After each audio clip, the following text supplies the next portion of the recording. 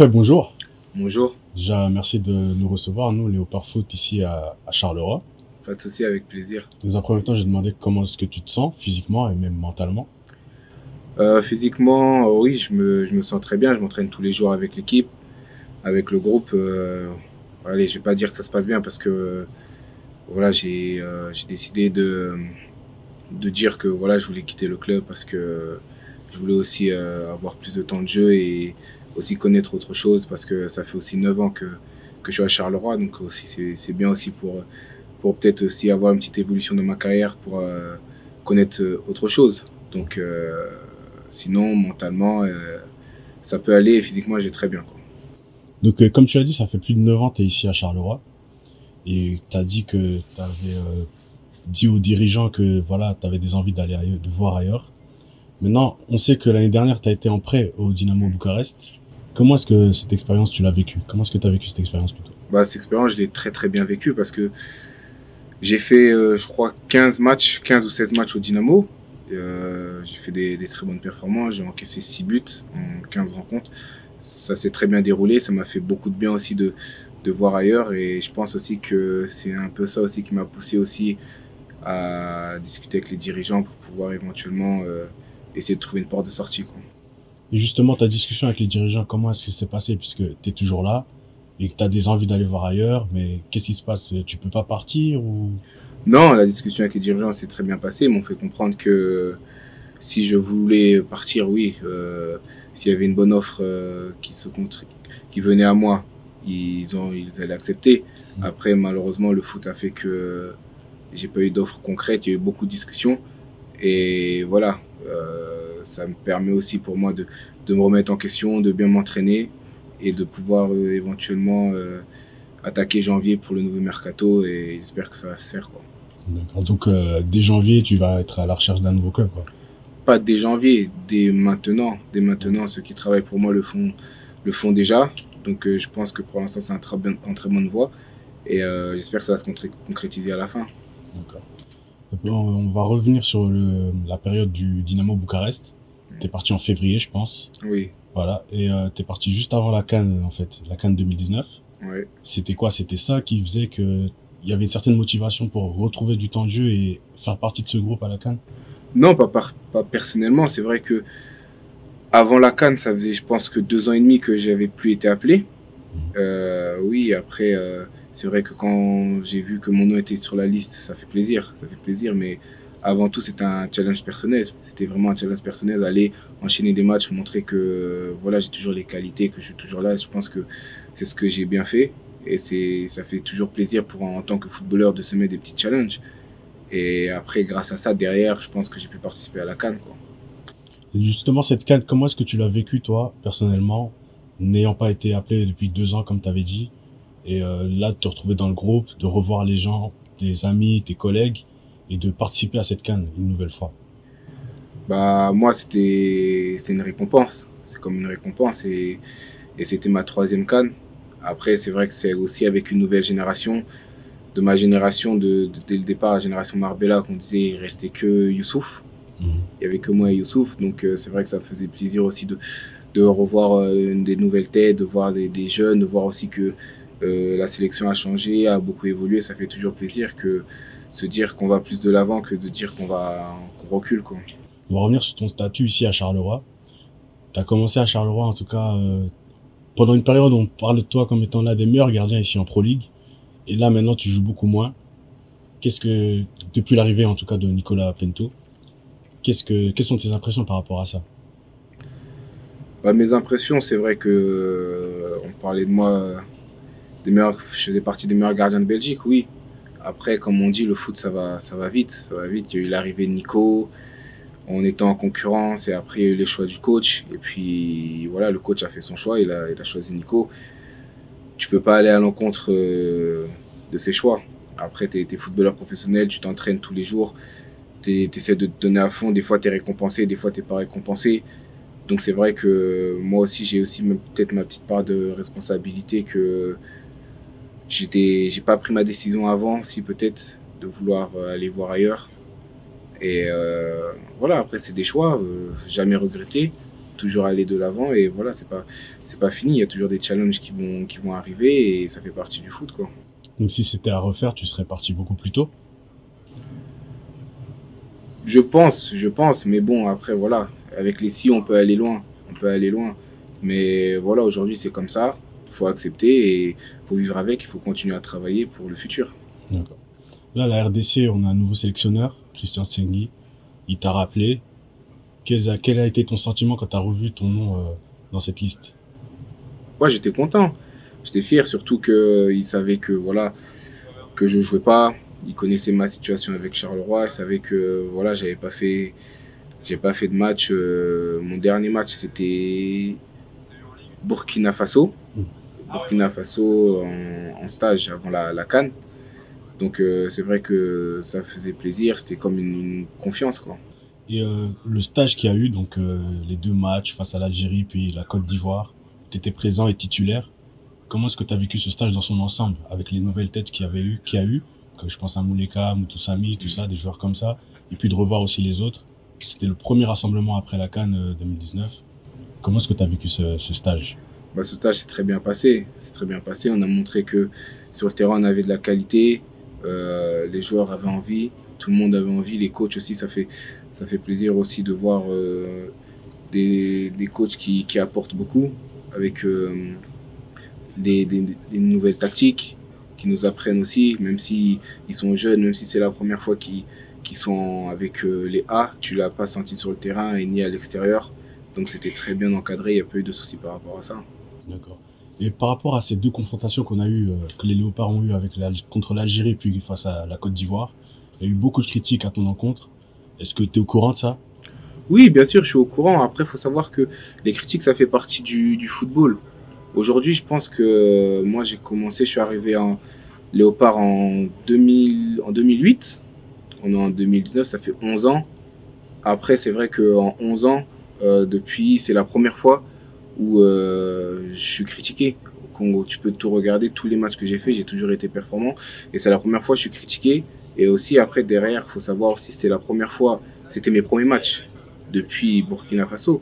Après, c'est normal, ça fait partie du jeu, ça fait partie du foot. Les critiques, qui aujourd'hui se fait pas critiquer? Ça fait partie du foot, mais je prends ça pour revenir plus fort. Et je sais que je vais revenir plus fort. Et aujourd'hui, oui, je me fais critiquer, peut-être, mais demain, c'est une nouvelle page. Et dans le football, ce qui est beau, c'est que tous les jours, tu peux écrire une nouvelle histoire. Chaque match, c'est une nouvelle histoire. J'ai commencé mon premier match, c'était contre l'Égypte au stade des Martyrs. C'était une histoire. Mon dernier match, c'est aujourd'hui contre la Côte d'Ivoire. C'est une autre histoire. Et demain, je sais que je vais écrire une nouvelle histoire. C'est pas fini. Les critiques, ça fait partie du football, il faut l'accepter. D'accord. Et les supporters ont surtout critiqué par rapport au but que tu as encaissé et ont vraiment remis la faute sur toi. Est-ce que toi, je sais pas si tu as regardé les images après le match, est-ce que toi, tu comprends au final, après avoir vu les images, les critiques des supporters, ou alors est-ce que tu as une explication par rapport aux actions qui mènent au but? Par rapport à quel but? Le but, par exemple, de l'Algérie. Oui, le but de l'Algérie. Après, il faut savoir aussi que c'est vrai que je l'ai repoussé dans l'axe. Je l'ai repoussé dans l'axe. Mais le truc, c'est que faut savoir que toute la semaine, on ne s'est pas entraîné avec ce ballon. Les ballons sont totalement différents, donc les prix sont totalement différents. Et j'ai voulu assurer. J'ai voulu assurer et j'ai repoussé dans l'axe. Oui, après, ça fait partie du football. Aujourd'hui, moi, je l'ai fait. Ça, c'est on va dire, c'est une erreur de gardien de but que tout le monde l'a fait. Ça arrive à tout le monde. Ça fait partie du foot, c'est comme ça, quoi. Et là, il y a eu récemment une nouvelle sélection de la part de Christian Tsengui pour les confrontations face au Gabon et la Gambie. Il y a eu une présélection tout d'abord. Ton nom n'y était pas. Quels étaient tes sentiments après avoir vu que ton nom n'y était pas? Bah, par rapport à ça, je le savais bien avant. Le coach m'avait appelé, m'avait dit qu'il allait pas m'appeler parce que il voulait que je revienne, que je sois prêt, que je trouve un point de chute, quoi, un bon point de chute. Je lui ai dit, bien sûr, moi je le veux, je le sens aussi parce que voilà, je dois impérativement jouer, impérativement pour essayer de revenir en sélection et de montrer à tout le monde que c'est des choses qui arrivent. C'est des choses qui arrivent. Tout le monde est passé à côté d'un match, tout le monde a un peu été moins bien. Donc maintenant, c'est à moi de faire les efforts, de travailler et de revenir au top niveau, comme je l'ai dit au coach. J'ai dit, je le comprends, je le comprends. Je joue pas, je fais pas les matchs amicaux aussi à Charleroi. Je fais les entraînements. C'est vrai que c'est difficile, c'est compliqué, mais ça fait partie du football et tôt ou tard, ça va aller, quoi. On sait que le poste de gardien, il y a beaucoup de discussions par rapport au poste de gardien en sélection, en tout cas de la RDC. Il y a beaucoup de gardiens qui ont été présélectionnés, je sais pas si tu as vu, si t'as vu. Oui, j'avais Il y vu. a beaucoup de nouveaux gardiens qui ont été présélectionnés, dont ton frère. Mhm. Qu'est-ce que ça t'a fait de voir le nom de ton frère? Un peu de fierté ou mitigé? Non, pas du tout mitigé, un peu de fierté, parce que je savais que tôt ou tard, il allait avoir son nom. Et je sais que, aussi que tôt ou tard, il va aussi avoir le nom d'Over. Donc je suis préparé à tout ça, je suis conscient. Et je suis content aussi pour eux. Je suis content aussi pour eux qui viennent, qui savent ce que c'est de jouer en Afrique, de jouer pour un pays tel que le Congo. Tu penses que Parfait héritier un jour en sélection, en même temps, sera possible? Bien sûr que ça va être possible, vous allez voir dans pas longtemps. Et donc, par rapport au nombre de gardiens que le sélectionneur a appelé pour la présélection face au Gabon et à la Gambie, qu'est-ce que ça t'a fait de voir que autant de gardiens soient appelés et que le poste de gardien soit comme un chantier, on va dire? C'est vrai que d'un côté aussi ça fait mal. Ça fait mal aussi pour te dire que tu te dis dans un grand pays comme tel que nous, comme le Congo, aujourd'hui tu regardes bien, il y en a peut-être un qui est actuellement en première division en Europe, quoi. Et oui, peut-être c'est moi, je joue pas. Je joue pas. Après, faut dire qu'aussi le poste de gardien de but en Europe, surtout être, on va dire, africain, c'est très compliqué. C'est très compliqué.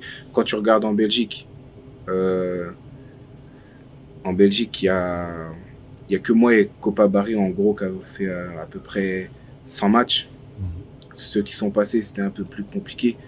Donc, je sais que c'est pas facile et je leur dis de s'accrocher, comme moi je m'accroche, et que de croire en Dieu et de beaucoup travailler. Et ça va payer. Même si aujourd'hui, c'est vrai que la plupart jouent en D2, en D3. Ça fait partie du football, il faut passer par là, montrer qu'ils ont le niveau et ça va aller. Donc là, tu as 29 ans, si je ne me trompe pas. 30 dimanches. 30 dimanche, bon anniversaire d'avance. Merci. Et donc, mais pour un gardien, c'est encore, tu as encore de longues années devant toi. Quel est ton avenir, en tout cas, quelles sont tes ambitions futures dans ta carrière en tant que personnellement et puis même en sélection? Déjà, personnellement, c'est de trouver un nouveau challenge. Trouver un nouveau challenge et pouvoir jouer, m'épanouir et retrouver aussi le haut niveau comme je l'ai fait auparavant. Et au niveau de la sélection, c'est essayer de ramener personnellement cette sérénité, cette confiance que le peuple veut dans le poste de gardien de but, que ce soit moi, que ce soit ailleurs, que je sois dans les buts, que je sois pas dans les buts comme je l'ai fait pendant des années. Parce que les gens ne le savent pas aussi. Moi, Robert, il me l'a dit il n'y a pas longtemps. Robert, il a appris aussi grâce à moi parce que je venais d'Europe. Il me regardait comment faire aux entraînements et il le faisait. Donc, je pense aussi par rapport à mon expérience, je peux apporter beaucoup à l'équipe, aux gardiens qui jouent, ce soit moi. Donc, apporter cette sérénité. Et voilà, comme on l'a dit, comme on le dit souvent, on veut aussi aller en Coupe du Monde et gagner cette Coupe d'Afrique parce que on a, on a les qualités, on a les capacités, oui, mentalement, on est là. Et je pense que aussi la fédération met tout en œuvre pour qu'on puisse aller loin et essayer de la gagner, au moins aller en finale. Donc maintenant, c'est à nous sur le terrain de tout donner et de tout faire, quoi. Et ça, c'est mon objectif aussi personnel et je pense aussi c'est aussi l'objectif de la RDC, quoi. Il y a vraiment une nouvelle ère dans cette sélection avec le nouveau coach et le nouveau staff qui est arrivé, tu penses, tu trouves?